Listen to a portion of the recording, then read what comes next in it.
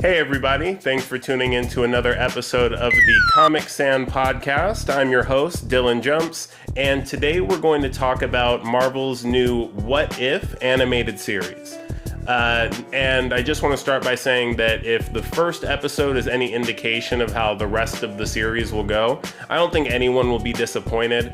And don't let it fool you, it may be an animated series, but it is rated TV 14. So it's just about as family friendly as the rest of the Marvel movies are, but it's not, made for little kids. So to get into it, the first episode is called What If Captain Carter Was the First Avenger? And this title alludes to the name of the first Captain America movie called Captain America, the First Avenger. And if that, tells you anything, it's an alternate version of events in which Peggy Carter, the love interest of Captain America in the first movie, becomes the world's first super soldier. And I just want to briefly go over the events of the first Captain America movie, just so you might get to see a little bit of the parallels of this alternate telling of events. In Captain America, the First Avenger, we start off with Steve Rogers, who later becomes Captain America. He's a scrawny kid from Brooklyn, growing up during the times of World War II.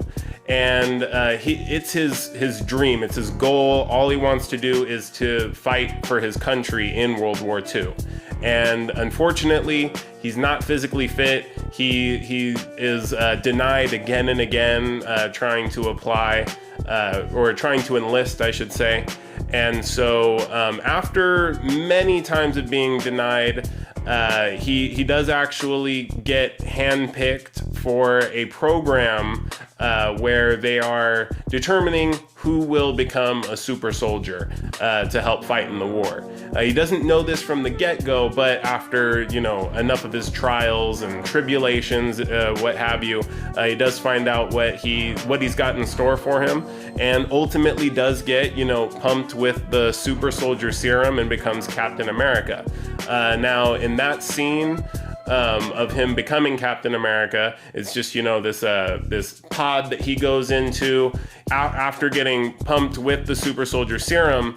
A double agent that was in the room, in the laboratory with them, sets off an explosion, tries to get away with the super soldier serum, and also kills the man who, and that's Dr. Erskine, kills Dr. Erskine, who invented the super soldier serum and the process, thus making it to where Captain America is the only super soldier and will only ever be the only super soldier. So after that, basically he fights in the war against the Red Skull, who is the leader of Hydra, but they are on the side of the Nazis in World War II. The Red Skull's goal is to get an item called the Tesseract, or Cosmic Cube, which later in Avengers movies we'll find out is the space stone of the Infinity Stones that Thanos goes after. But at this time, we just know it as the Tesseract. The Red Skull wants it for nefarious reasons, and Captain America's not going to let that happen. Ultimately, he does defeat the Red Skull, but not before a plan is set in motion for an aircraft of some kind to fly, or filled with explosives, flying toward a large city in the US. I believe it's Manhattan, but I could be wrong. A lot of the time it's Manhattan in these comic book movies and comic books in general. And so Captain America is on that aircraft. He's unable to divert it from its path without ultimately sacrificing himself. He flies down into the ice and is frozen for decades. He saves the city, but at his own sacrifice. And after decades of being frozen in the ice, he wakes up in modern times to end up becoming an Avenger, along with Iron Man and Black Widow, Thor, all of them. If you've seen the movies, you know what I'm talking about. So that's briefly, the briefest synopsis of the First Avenger. If you haven't seen it, I recommend it. I think it's one of the more underrated movies in the Marvel Cinematic Universe. Not the best, even though, I'm a Captain America guy myself, if that isn't any indication. But yeah, definitely worth watching, and especially if you want to watch the What If series. It's good to watch the old movies to get a feeling of parallelism, and it's just more fun that way.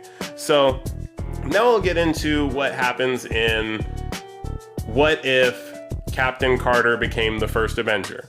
Now, I'll bring you back to the laboratory where Steve Rogers is just about to become a super soldier. He's still, scrawny guy. Pretty much up until this point, the events are the same, but this is where the episode starts. And so as he's getting into the super soldier pod, the man who killed Dr. Erskine and was getting away with the super soldier serum and whatnot, he prematurely sets off an explosion, sends the lab into chaos, and actually shoots Steve Rogers before he can become a super soldier. And now he doesn't die, but he is, he's mortally wounded. I don't know. He's been shot. So there you go. And so the guy in charge of everything, he's a, general in the military. He's, yelling, hey, put him in. But Peggy's run to Steve and is saying, like, no, he's injured. He can't go in there, because they don't know what'll happen if they put an injured man into, the super soldier pod. So then the general tells Howard Stark, which is the father of Iron Man. Remember, we're back in World War II, so he's a young guy at this point, and he tells him to jump in the pod, and he's just like, no, I can't do it. Like, that's, it doesn't fit his MO. And so Peggy decides that what's in the best interest, because it's now or never, is what Howard Stark says, is she herself jumps into the pod. The general isn't happy about this. I mean, if we're thinking about the 1940s, he was a pretty sexist guy, and didn't want a woman taking the super soldier serum. She comes out of the pod. She's all big now and towering over the other people. And so at this point, similar events unfold. She's not Captain Britain, even though she is from England or somewhere in the UK. Captain Britain is actually another character in the Marvel Universe that hasn't appeared in the movies yet. And so she just goes by Captain Carter. Her first mission is actually to intercept the Red Skull's men and get the Tesseract or Cosmic Cube from them. This is something I don't believe happened in Captain America: The First Avenger. I think that she intercepted it before they ever did in Captain America: First Avenger. And something that a buddy of mine told me, it does make sense. He said that Captain Carter is a better, Captain America than Steve Rogers was. In the context of, if you put Captain America, Steve Rogers of World War II era up against Captain Carter, she's better trained. She's been in the military for longer than he was. And so her fighting ability is probably a little bit better from the beginning, or even a lot better.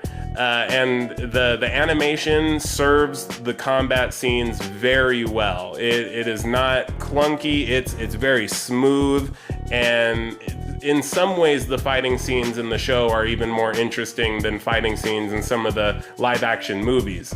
You'll have to watch to decide that for yourself. But so they get the Tesseract and bring it back to the general. What Howard Stark then does is and remember, Howard Stark, Iron Man's dad, he then creates a huge suit of armor, which then gets nicknamed the Hydra Stomper, and powers it with the Tesseract, which is, it makes the suit really powerful. And so he ends up putting Steve Rogers in the Hydra Stomper once Steve Rogers is healed up and fighting capable. And so the first mission that they go on together, and by they I mean Captain Carter and the Hydra Stomper, is to go save Bucky Barnes, Steve's best friend, and the Howling Commandos. They do that.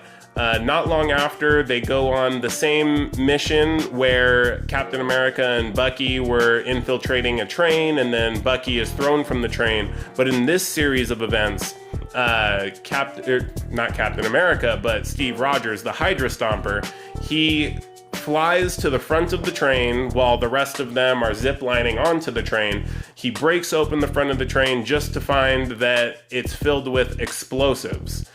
He yells for everyone to get off the train. Everyone else is able to run off the back of the train and escape to safety. But then all of a sudden, the train's exploding. It goes off the tracks. And we're to assume that, Steve, the Hydra Stomper, plummets down this mountain with the train.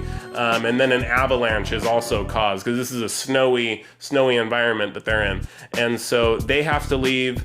Captain Carter and Bucky and the Howling Commandos, they all team up. They go and actually Howard Stark comes along too, because he's the tech guy and they need him along for stuff like this.